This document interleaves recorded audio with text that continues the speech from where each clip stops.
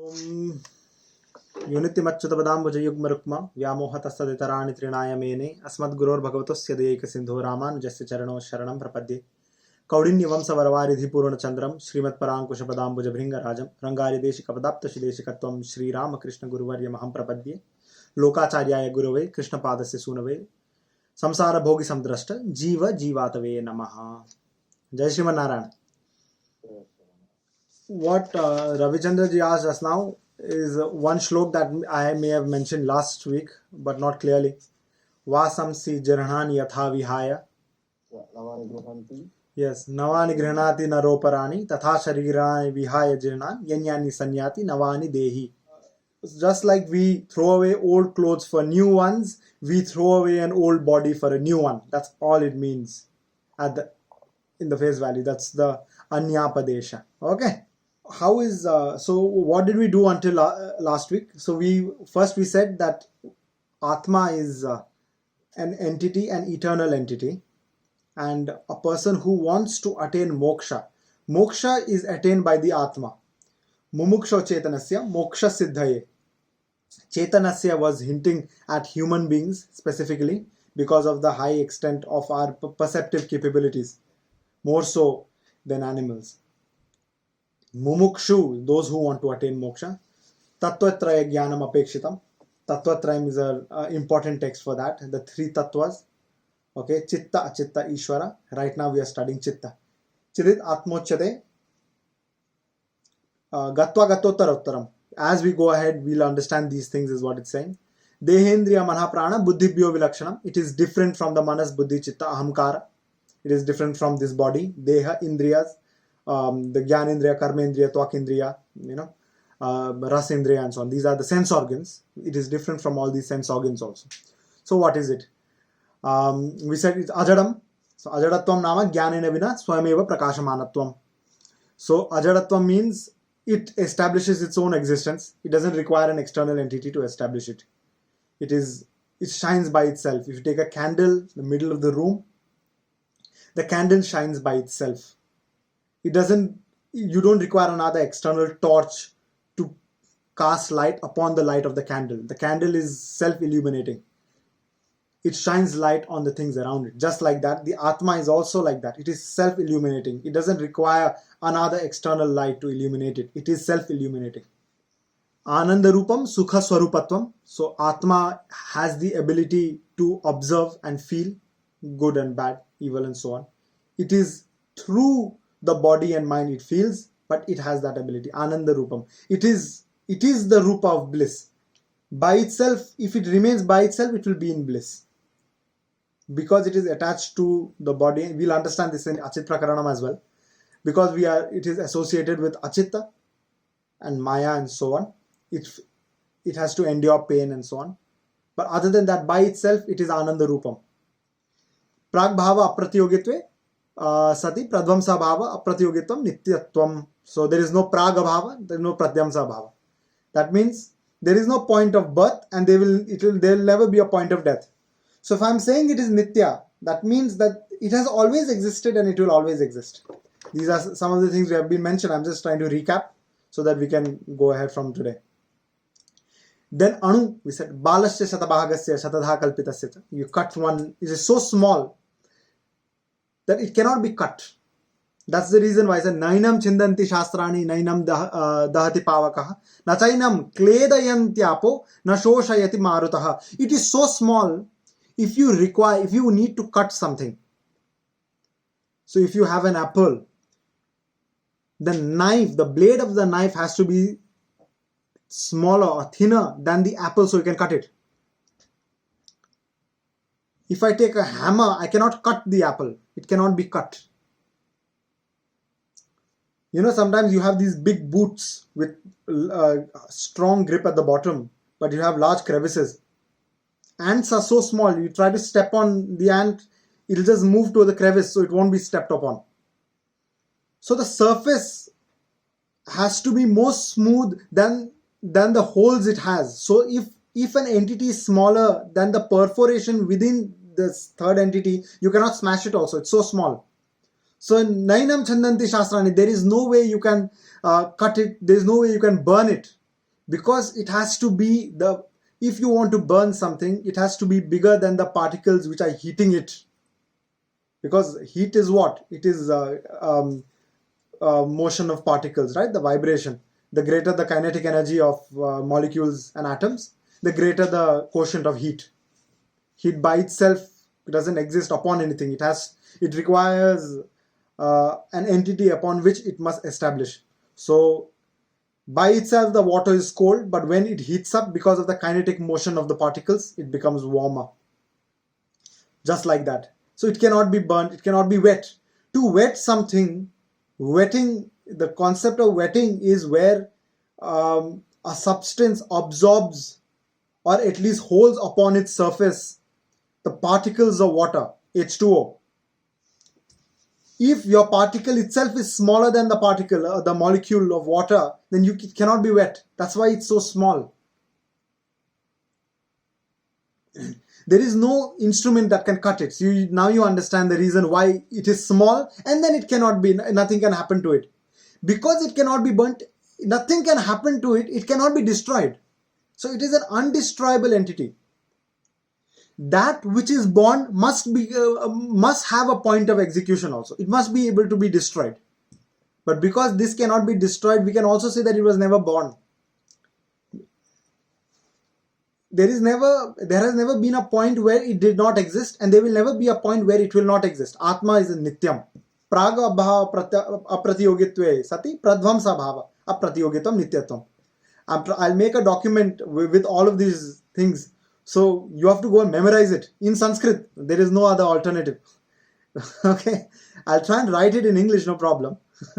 And maybe I'll record it, and all these videos are already there, so you just have to go back and it'll give you an excuse to watch it again. And remember it. When I say Anu, Balasya Shadabhagasya Shadadha Kalpitasya, that is Anu, small. You can cut it in 100 and cut it again in 100. You have to remember it that way. Okay? Our Shastra is something, it is based on Shruti. Shruti is to do with the sound. You listen, you remember. If you start writing down, you will never be able to give a discourse. Unlike me, I have written things down right now. As I give discourses, I'll start remembering them. Then because I study in the university, I have only a certain amount of time where I can devote to this as well. So every time I have the time, I just go through it once or twice. So when you study, you are not studying. When you start teaching, that's when you start studying. Because once you start teaching, you start remembering, then you start joining the dots. Then you will start creating a picture within. Of course, there could be some discrepancies and you must keep working upon it. Okay? Then, avyaktam. What is avyaktam? Avyaktam nama, avyaktatvam nama, ghatapatadi, grahi, chakshuradhya, agrahyatvam. Avyakta indriya. So it is so small. It is smaller than the particle of light also. The particle, so light has a duality, right? It can exist as a particle and as waves. So if the Atma is so small that it is smaller than the shortest waveform as well. So it cannot be detected by a wave. And it is so small that it is smaller than a particle of light, the photon as well. So it cannot bounce off. So if you look at the concept of light, how do we see? So you have the cornea and then so on. And you go have at the back, yellow spot, you have the retina at the back of the eye. Okay, you have the aqueous humor, vitreous humor and so on. It goes down through the pupil, the small hole in the eye. Okay. When you see something, you're not seeing it. Okay. What happens is light from the source bounces off. It just doesn't bounce off like a ball. That's not how it works.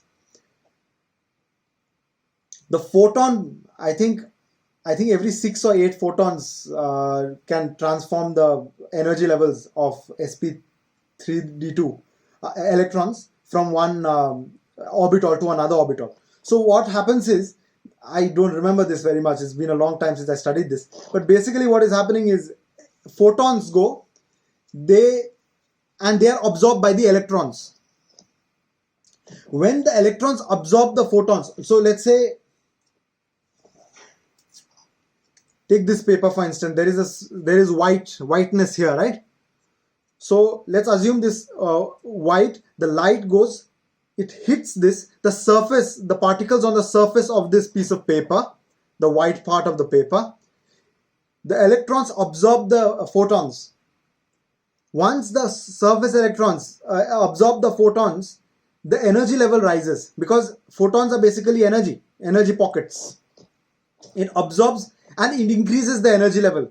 So from what is it, KLMN shell, you have shells. So let's say it is in K shell, it goes to L shell. The moment it increases, it realizes it doesn't have enough energy to sustain, the electron doesn't have enough energy to sustain in a higher energy level, so it drops back. But when it drops back, it loses the photon that it had absorbed. Not all of it, because some energy was used in pushing the photon up and down, most of it.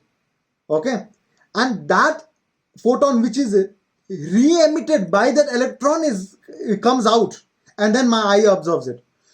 What my eye does is, the electron goes inside and stimulates the back side of these cells called the retina cells.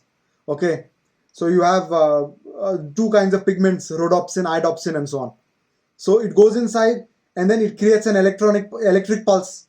It's a ionic pulse. That pulse goes through and then goes to the brain, some part through the optic nerve.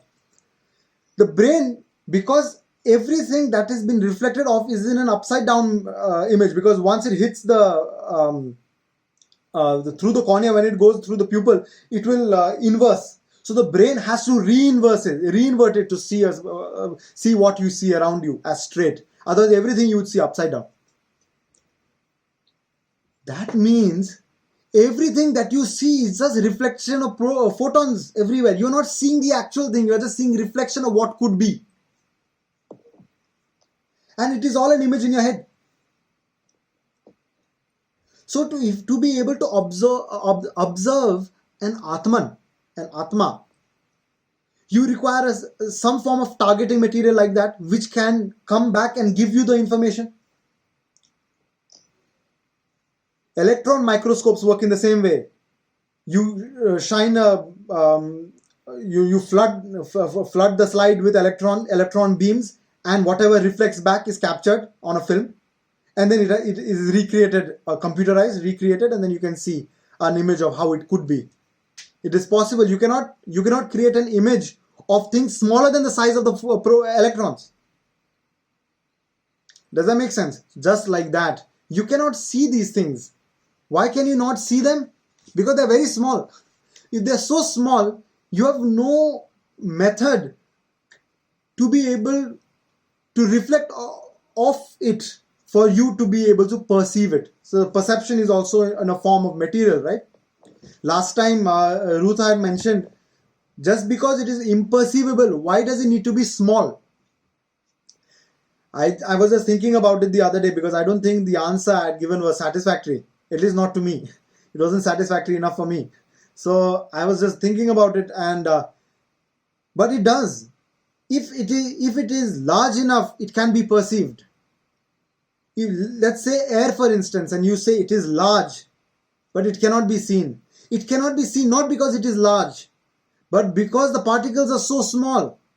You bring all the air, compress it to a small area. Once the particles come together, you will be able to see it. You'll be able to see it as fog. You look at vapor. If the vapor is dissipated, it will be difficult for you to perceive. Once the vapor is together, so when you look at the boiling water from far away, airplanes, when the exhaust, the back part of the airplanes, when you see them, you will see some form of glimmer. It will look as if something is rising, but you don't know what. It is transparent. Because it is at the source, it is more condensed. When it is condensed, it is perceivable. Once it starts dissipating, it is not perceivable. So, if it is not perceivable, it must have an attribute of being small. Yes, it could be that you are not able to perceive it through your eyes. But if something can touch it, that means it is big enough to be touched. Air particles, I move it. The particles, I can feel it on my palm. I can feel it. So I can infer that it exists. And it is big enough for me to infer. When I do this, I cannot feel the Atman Or maybe I could feel, I don't know. But it is so small that in any form of any system of reference, I'm not able to, as of now, infer that there is a physical entity called the Atman. Does that make a little more sense? Achintyam. Achintyam means that which you cannot fathom. You cannot imagine it to be something. Every time you go back, when you go to the kitchen and you say, just now Ravichandra Garu was in the kitchen, and every time he goes to the kitchen, maybe he needs something, so maybe he wants to cook something today. He has to recall it. He has to imagine it to be like something. I want to have rice, and today I want to have a curd rice. I made curd rice in the morning today. So I can imagine how the kind of curd rice I used to eat when I was young. Curd is yogurt, yeah. Here they say yogurt. We call it curd in India. So the closest to curd here is the Greek style yogurt. And that's the closest I've gotten to the Indian curd. I can imagine it to be like something. I can compare it to be like something. There is nothing in this world, there is nothing in this body and mind complex as of now which is able to perceive and compare the existence of Atma as anything other than is. We don't know. We can't perceive it to be. We cannot imagine it to be like something. Niravayavam. Niravayavatvam nama Vayava samudaya natmakatvam. Avayava means form, yeah. It means that there is no parts. Like this cup, the cup has parts, it has a handle. You can say there is this part, that part. The Atma is so sukshma, it is so small that there is no part to it. It is just that small. This is slightly contradictory when we come later on, when we say that dharana sambandham, and there is a reason as to why that is. It is an abhinnangam. So the clay which makes this cup and the cup are not different from one another. The clay is the cup. It is just the form. Just like that. And we will understand that later. That is niravayavam. Then nirvikaram. There is no vikara. That means it doesn't change. I'll give you a very good example. I didn't give this example the last time. So the purest form of food that we say is milk. Milk is the sattva guna. It is the purest. It is the best. When we bring the milk, the first thing we do is boil the milk. Nowadays, these are all pasteurized milk, so we don't need to really boil it. But in the village, in the fields, we have these huge cauldrons, this kadhai we call it, and we put all the milk there, and in the firewood you boil it. You keep boiling it. It has to burn. It has to cook. Milk needs to cook. There is a certain smell that will come once it starts cooking. It starts burning at the bottom, and then we eat that also later on. But there is a vikara. It changes from what it was, and something comes out of it. Then we curdle the milk. There is a change. Then we say, okay, the curd must be the purest form of the milk.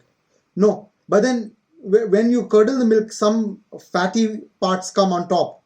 You see, the fat rises, some part of it. Then what you do is you churn it. Malai. Malai, correct. Then you churn the milk. When you churn the milk, as you put water, when you churn the milk, the fat comes out of it. The butter comes out of it, right? So then you say, okay, the butter is out. These must be the purest forms. Then you take the butter, you have to boil the butter for it to be in the purest form. Even when you boil the butter, the Indian ghee, to make Indian ghee, you boil the butter, and even that burns at the bottom. You'll have dark red precipitation. Okay? And then it keeps changing. Even the buttermilk. Now buttermilk, if you boil it, the protein will come out of it. The paneer. Now from here we call it churpi. It's a little sour paneer. So it keeps changing. Everything in this Prakriti keeps changing from one form to another. Energy can neither be created nor be destroyed, right? It can only transform from one form to another. That's the conservation of energy. Same with the conservation of mass also. Mass can neither be created nor be destroyed. And I think they try to disprove that. And I think when you work with quantum fields and so on, it doesn't really work.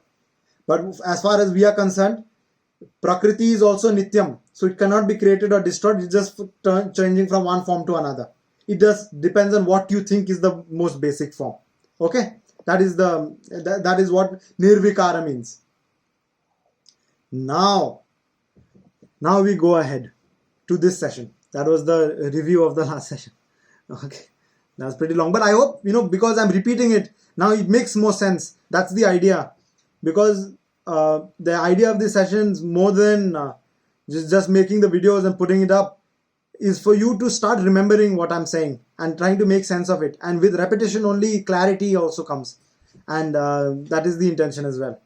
Okay, now arhata atma deha parimana ityahuhu tachu tiviruddham aneka dehan grihnatam yoginam swarupasya shaithilyam prasanjeta. So what does this mean? So there is a sampradaya called arhata, like Buddhism, Jainism, and Charuvaka. There is another sampradaya, Nastika Darshana. See, because why I keep saying Buddhism, Jainism is because these are Nastika Darshana.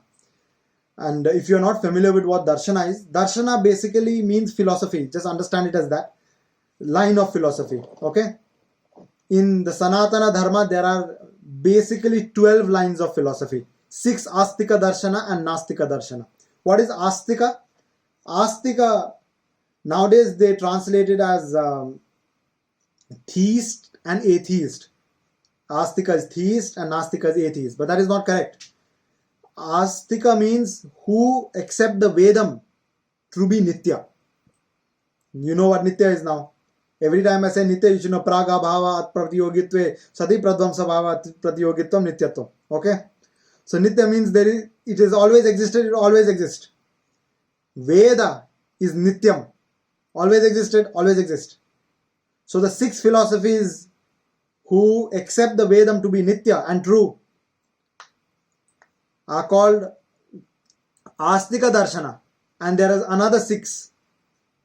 Jainism, Buddhism, Charuvaka, there are 3 more. Arhata, and there are another 2. I think Buddhism only has 3 parts. There are 3 kinds of Buddhism. My brother was telling me the other day. I have not really studied Buddhism very much. He's been reading about it, so he mentioned it to me.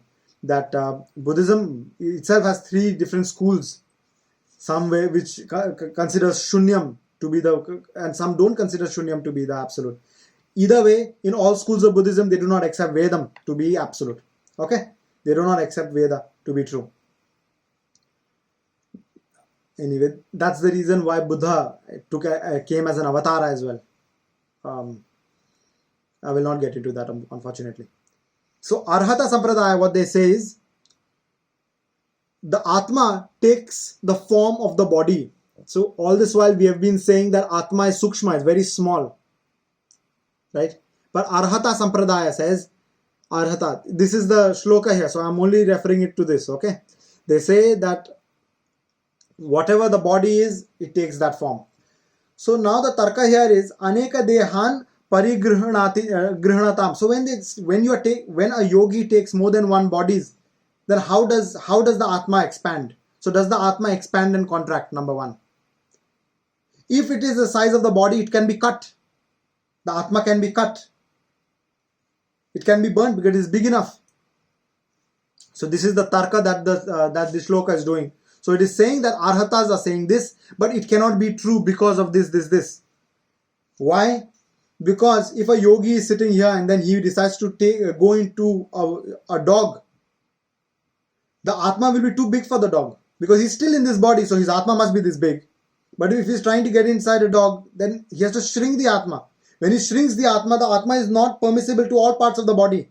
Then those parts which the Atma hasn't reached must die.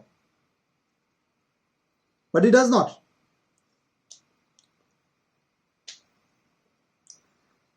So it is against the Vedam. So basically, those darshana who are disagreeing with the Vedam, we are discrediting those darshana by using the Vedam. Does that make sense? So ideally you would want to discredit it without using the Vedam as well, which I did just now. because as long as we are saying, because all darshana regardless believe in the concept of karma, so that means the Atma goes from one body to another, except for Charuvaka. Basically Charuvaka is saying you have only one life, just chill, take a lot of loan, enjoy and die. Basically what they are saying. Of course they still believe, they don't they are saying that what is the use of moksha. They know there is moksha, they're like, what is the use, there is only one life, there is no more, and so on. Okay, so each darshana have their own perks. Charuvaka has been strongly discredited by Bhagavan Rama in Ramayana. Dasharatha's court had one Charuvaka scholar who was a Nastika. So Charuvaka apparently means Charuvaka, which Charu is soft words. Whenever they speak, you will just melt and you will just want to believe them. What is there in this world? Just enjoy. You think you are the Atma? No, there is only this body. You must eat good food, enjoy, eat all kinds of things. That is the best way of living. All these things Charuvaka scholars will tell you, and then just by listening to it, you will be like, this makes so much sense. And because of their soft words, so to convince Bhagavan Rama to come back, Dasharatha even tried to send his minister, who was a Charuvaka scholar. Of course, Rama discredited him, said that all this while I thought Dasharatha, my father, was a great king, but today I realize that he is not, because he has you as his minister. So that's how he discredits him. But anyway, so Arhata say that it is big and takes the form of the body. And so the Shastra says, Amritaksharam haraha. This is what the Veda says. Amritakshara haraha, meaning the Atma doesn't increase also, decrease also basically.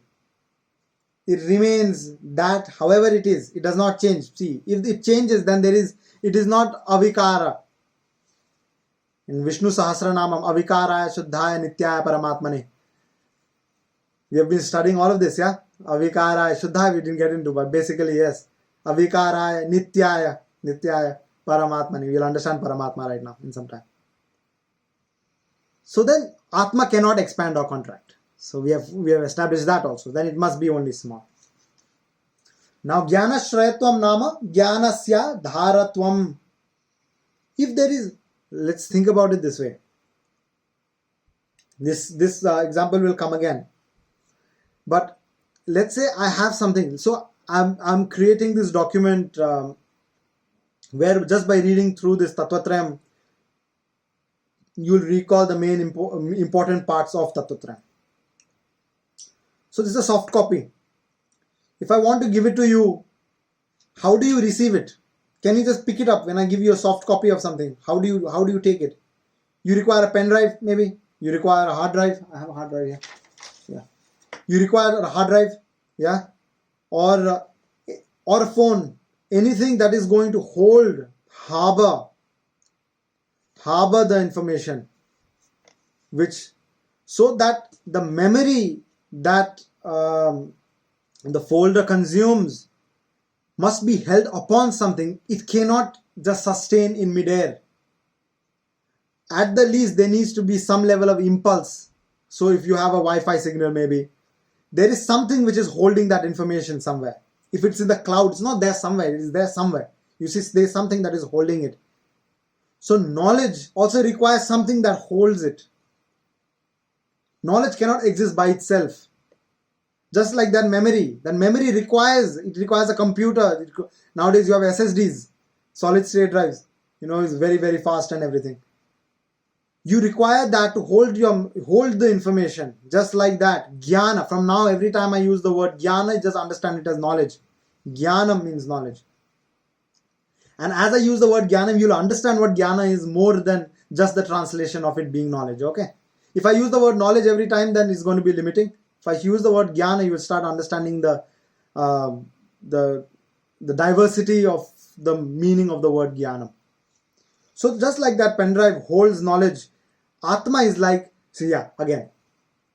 So earlier, we used to, I don't know, it sounds like I'm very old and everything, but when I was much younger, we used to have these floppy disks. In the computers, our computers had barely 512 KB of RAM, and that was like amazing Those are the strong, fast computers, 256 KB RAM and so on. And then you had MBs, then you went ahead with 1 GB, 1080 almost. Then you have 2 GB RAM. Then you have memory. I remember that we had these floppy disks which could barely hold like 20-25 MB of information. Then you went ahead. Before that you have those vinyls, but I was not that old, so I've never used those vinyl discs where you can listen to music with those pin and so on. I have not used much of that. But then you had these compact discs, these CDs, which can hold more information. I remember if you use a DVD, you could hold up to 2 or 3 GB of information in one disc, which is crazy because our calculation was that for every GB of memory that you have, you can hold up to 250 songs. So those were the days when we didn't have Spotify and so on. So we had to hold songs in some device. And then cassettes, they're pre-recorded, so you can't really, at least in India, we had pre-recorded cassettes. We could just listen to music. Then you have these floppy disks, then your pen drives, 500 MB pen drives, then a GB. Nowadays you have like 128 GB pen drives. These small pieces which hold so much of information. Now it won't be long when you have these small pieces with 10 terabytes of memory and so on. So all of this is holding memory. And then it'll keep increasing. The ability of devices to hold memory will keep increasing until the end of Kali Yuga. After Kali Yuga, what comes? Satya Yuga. We had mentioned last session. If you went back and listened to it or watched your videos or your notes, you'll know that after Kali Yuga, maybe Satya Yuga only comes. So when Satya Yuga comes, the best pen drive is also born in Satya Yuga, which can hold all the information of everything at all points in time, every time. And that is called Atma. It is an entity which can harbor all information that has ever existed and will ever exist at all points in time, every time. Everything that can ever be known and will ever be known can be harbored in that Atma. When you can harbor it, it is called moksham. You have these cloud storages like Google Drive. So the ability of Google Drive to hold, I think, 8 TB of information, we know. But to attain that 8 TB moksham, you have to give some amount of money. Just like that, once you attain moksha, you'll be able to harbor all the knowledge that is there. This Atma here is called Jnana Shrayam. Jnana Ashrayam. That which holds the knowledge, holds the Jnanam. Now the tarka is, the question here you ask is, how do you know that the knowledge is held by the Atma? How do you know that the knowledge itself is not Atma? Jiddu Krishnamurti is also a great philosopher and of the modern times, and he's delivered many discourses, and he speaks a lot about thoughts, and one thought giving rise to another thought, and we being the observer of that thought and so on. And before being the observer, you are the thought. So he doesn't talk about Atma very much. He doesn't talk about any conventional thing from the Shastra really.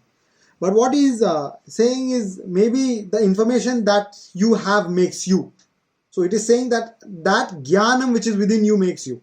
So Atma is the Jnanam. So the question is, if Atma is why can't Atma be the Jnana? A valid question. So when we say, if I was the knowledge, I wouldn't say I know something. Say I am the known. Every time, have you watched this movie? I have seen it. That's what we say. Yes, I have seen it. But if you were the knowledge, then you should have said I am the movie. Because the movie is delivering a set of information in a certain structure. That's all the movie is, right? So it is information, it is jnana here. And if jnana is you, once you have received the jnana, it must be you again. So you don't need to study, because you are the knowledge itself. If you are the knowledge itself, why do you need to memorize it? You are that. Does that make sense? If you are the knowledge, you don't need to study anything. You don't need to know anything, because everything is known to you. Some things so let's say the jnana is Atma. So now today I tell you, this is a hard drive, it has a cover, it is navy blue. This knowledge has come to you. Now this knowledge has become part of you. Now that knowledge is Atma. You are that knowledge, right? That's what we are trying to say. If you are the knowledge, this knowledge is Atma. Now you go home today and then when you are eating dinner, you forget that this is navy blue. You have forgotten. So do you die? Because once you have forgotten the knowledge, then that sense of existence of this self as this navy blue cover of my hard drive ceases to exist for that moment in time. This is the first time you saw the hard drive. That is nirvikalpaka bheda, seeing something for the first time. You did not know about this hard drive before this. So did you not exist before looking at this hard drive? You did. But now suddenly this becomes you. How can now you are saying that just because now you know something new, that new thing becomes part of you, where you are saying that the knowledge which you have gained is you. Because jnana is Atma. Once you forget it, that jnana, you forgot that knowledge, then has that knowledge died? So that means if that knowledge is died and knowledge is Atma, you must have died at that point. So you must be dying millions of times every moment and being born millions of times. So what is holding the memory? Because you have a set of memory which says I am, this is Ruta, my specs, my hair, my jacket, my dhoti, all of that. But every time you forget it and you remember it, are you reborn every time you have a new memory? And finally, if today we are talking about all of this and I'm thinking about Bhagavana. So the knowledge, if knowledge is Bhagavana, because I'm thinking about Bhagavana, I must be Bhagavana. And that is not true. I am not Bhagavana. We are trying to distinguish here. Let's assume that you are attaining moksha. You are thinking of you are saying this knowledge is Atma and this Atma is attaining moksha. Now you suddenly forget. You are thinking about this navy blue cover of the hard drive cover. Suddenly you forget navy blue hard drive cover and you remember this white cup. And then it's time to leave the body. Now who attains moksha? The knowledge of navy blue or this white cup? You just remembered. So who has attained moksha? Assuming that entity is going to attain moksha. Who will attain moksha? The knowledge will not attain moksha. Neither of them. Because now you are saying that you have done all your sadhana knowing that you are this body, mind, and just before you pass, you think of the cup. Now if the knowledge is the Atma, if the Jnana is the Atma, then the cup is the knowledge of this cup, the Jnanam of this cup is attaining moksha, which is not true. Therefore, Jnanam cannot be Atma. Atma is different from Jnana. How different? Atma is like if Atma is the pen drive, Jnanam is like that memory. Requires the pen drive can hold the memory. But when all the memory is gone, the pen drive does not cease to exist. It will still exist. Aham jnanam anubhavatu. So, I am knowledge. You never say that. You say, I know. You are the knower of the knowledge. You are the observer of that which you know. Observer and observed are two different. We have been talking about observer and observed throughout Advaita Vedanta also. If we are saying observer and the observed are two different entities, then you cannot be the knowledge that you gain. You must be different from it. So knowledge does not make who you are. So if you look at this whole concept of artificial intelligence, where they are saying, in the future, it's a futuristic thing. You've been saying that because of this, if you are the knowledge, that means you are just a conglomeration of memories, because memories are a storehouse of knowledge, of jnana. So if you can transfer all the jnana that you have to a computer, then you should ideally live forever. But if you look at it through the purview of Vedanta, it is not possible. Using this logic, because you are different from the jnana, you are different from the memories that make you. Even if all the memories of your mind are removed, a person who has had his complete memory wiped because of some problem, complete memory, he doesn't know if he's seeing, he doesn't know what seeing is, he has lost everything, he or she. Everything he has forgotten. The one thing it will know that it exists. That entity forgets if there is he doesn't know what a woman is, what a man is, children are, doesn't know anything. The one thing it will know is I exist. Only if you can establish the self-existence can you observe others, other entities. I know I am, therefore I say I see this cup. I cannot observe this cup without establishing my own existence. So I must be different from the knowledge which I have. I must be different from the memories. Yeah, it's a good time for good questions. Go ahead.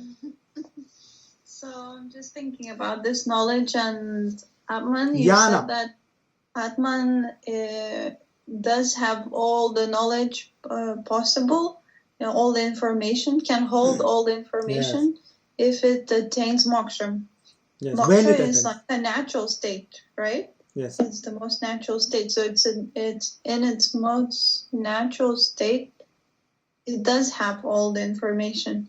And you said that in moksha, the known is not different anymore. So at that point, does the Atman become the knowledge as well? Okay. Why should the knower and the known be indifferent in moksha? It's not different. You said that it's the same in moksha. No, did I say that? No. Knower and the known are not. The knower knows everything there is to be known, but they are still different because the knower will exist. If it forgets everything that is to be known, also the knower will exist. No? Okay. They are not the same. It's like saying all the knowledge come together will make an Atma. If there is all the knowledge of all the universe comes in one place, it becomes the Atma. It knows itself first. How can, if all the knowledge comes in one place, what will hold that knowledge? You need the pen drive. The knower must know itself. So Atma is a different entity from the knowledge already. Just because I know everything about this room, am I the room?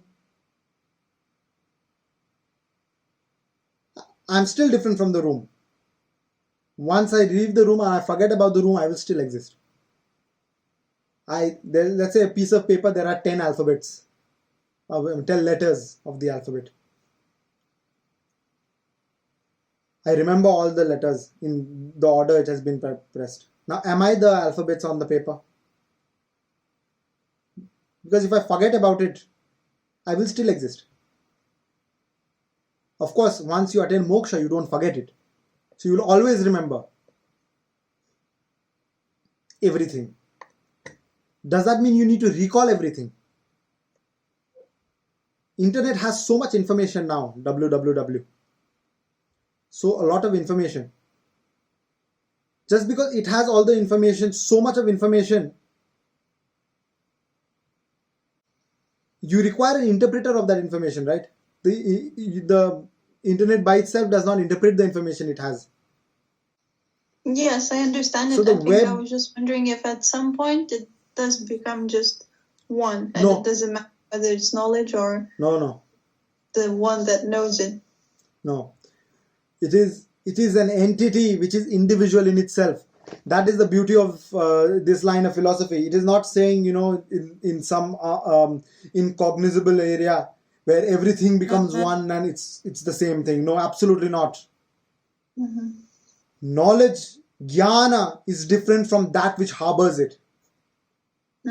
Of course, jnana swarupa. It is a jnana swarupa in the sense Atma is also called Jnana Swarupa, and that's a very valid question in that sense. That yes, the Atma is also called Jnana Swarupa, a harbour of all knowledge. It is a form of knowledge itself. But without the knowledge, it will still exist. Therefore, it must still be different from the knowledge. Okay. You'll understand this concept of Atma. I think in the next session we'll reach this point where we speak about the different kinds of Atma. Then you will understand what this knowledge is. Tattvatrayam speaks of three kinds of Atma.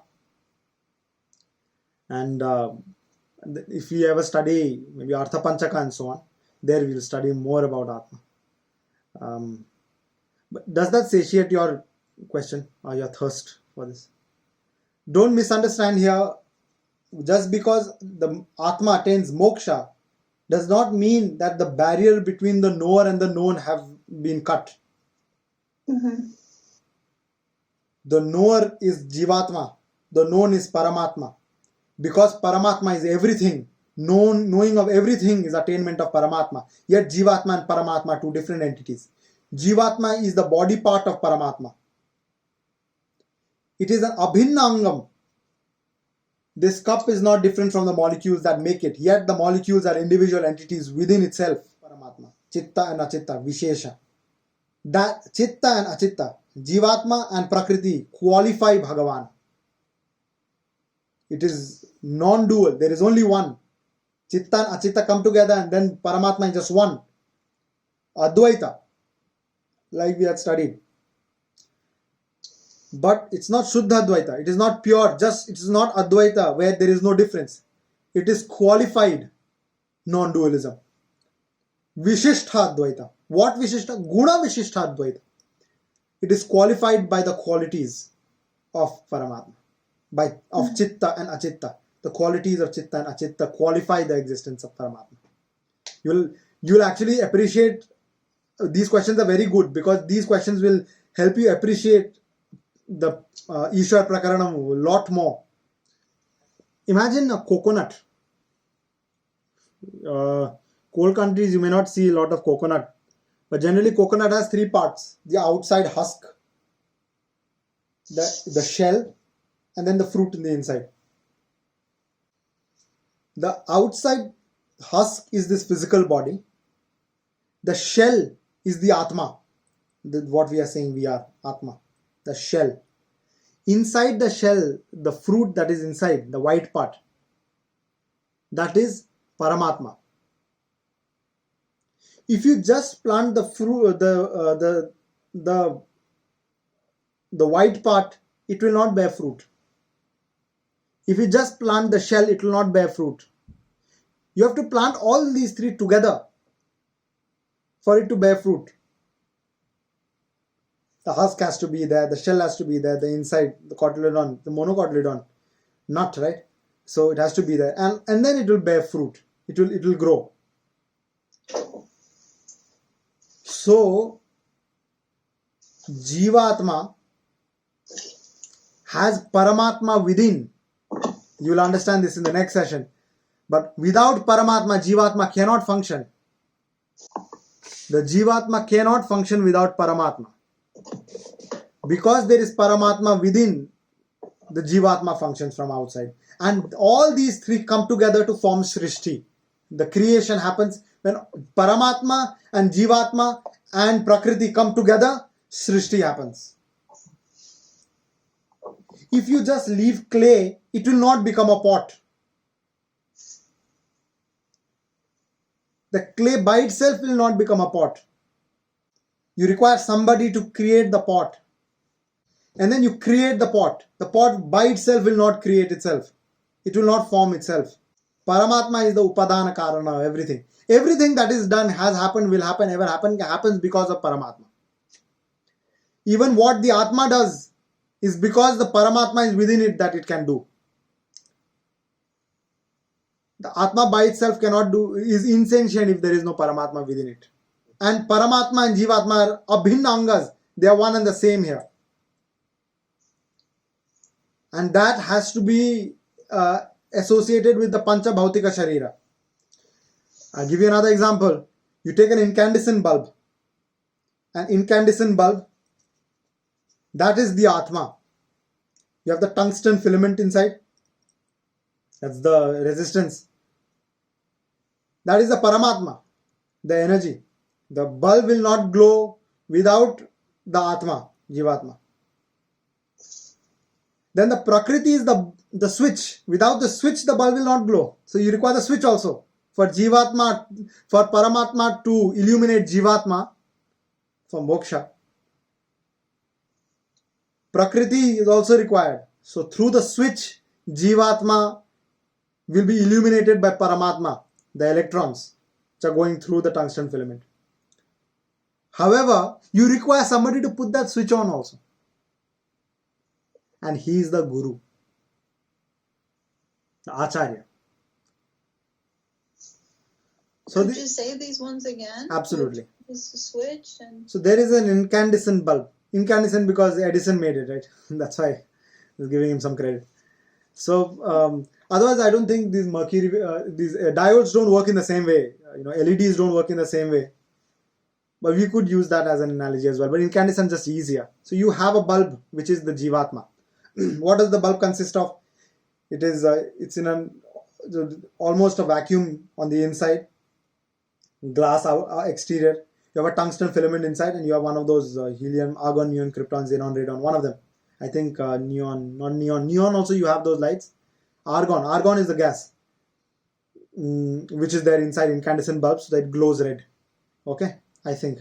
Now, the bulb is the Jivatma. The electrons that go in, the electricity that you require to light the bulb. Without electricity, what's the use of the bulb? It's useless. So the electricity is the Paramatma. But when Jivatma and Paramatma come together by itself, the Paramatma is not able to bring light to Jivatma. So Paramatma, of course, Prakriti is a part of Paramatma, but if you are taking it separately, you require a switch. There is a switch, so you put the switch on, then Jivatma and Paramatma. So Jivatma can illuminate Paramatma, which is the electrons, illuminates the Jivatma, which is the bulb, through the switch, which is Prakriti, which is Achit Prakaranam. Will come to soon. I think in 2 sessions we'll be able to come to Achit Prakaranam. But we require somebody to switch that light on as well, that switch on, put the switch on, press the button. And that is the Guru, the Acharya. So the Acharya pushes the button of Prakriti so that the Paramatma, the electron, illuminates the incandescent bulb that is Jivatma, and therefore it attains moksha, Paramdhama, Tat Vishnoho, Tad Vishnoho, Tad Vishnoho, Tad Vishnoho, Paramam Padam.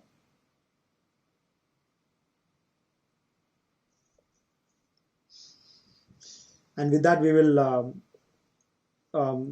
Vishrama. Vishrama will rest for the day. And please, if you have questions, you go ahead and ask. I just had one more question. That somewhere at the start you said that Atman by itself is bliss, but the feeling and the rest of our sensation come from its attachment to the body. Yes. So so basically the suffering is coming from the attachment to the body. Yes. Right? That's why we want to attain moksha, so that we wouldn't come again into the body. Yes. Why is Atma bliss? Because Paramatma is within the Atma. So there is Bhagavad Prapti there also. You are attaining Atma also, you are attaining Bhagavan. But we differentiate as Kevala Mukti and Bhagavad Prapti. Slightly different. Say if you are attaining Atma, there is bliss there also because Paramatma is there. So there is no pain, there is no going back to birth and death. You don't have to be ever born again. You will always be in bliss. But there is no comparison of that bliss compared to what bliss you would get when you attain Bhagavana out here. That is in Vaikuntham. We'll understand Vaikuntham in Achit Prakaranam. Coming very soon. We'll get into that. That's more fun. Actually, Achit Prakaranam these are a little more technical. Achit Prakaranam, lots of questions come up. I used to have a lot of questions in Achit Prakaranam because time and so on, we used to talk about that. We talk about what is Prakriti, what is it? Is it all this, everything that we see around us, what is it? You know, and so on. Just remember that association of there are some things which I didn't mention today, which I'll mention the next session. Association of Jivatma. When we say I do this, all this while we have been saying I am doing it, my father, my mother, my brother, my sister, and so on. And if we are saying that, how can it be? If we are the Atma, how can it be mine, and so on? Those things will be answered in the next session. Please remember that shloka that I sent you. I've told you the meaning also. Why I'm asking you to remember shlokas? I can send it to Ruta also, but I don't have the English written. Maybe I'll send you that and make you remember it. What is that? I'll check on that. Yeah. And the thing is, once we start remembering new shlokas, some level of confidence also grows. Bhagavad Gita is beautiful. Any one shloka, just contemplating on any one shloka, if not the whole shloka, one part of the 1/4 of the shloka, one pada, 1/4, 1/4 of a shloka will also, you'll attain moksha. That's the strength. It's tricky because it says you'll attain moksha, it doesn't say when. So you may not attain it in this life. But I'm saying, so that means you're on the right path is all it's saying. Okay. Narayana. We'll call it an evening.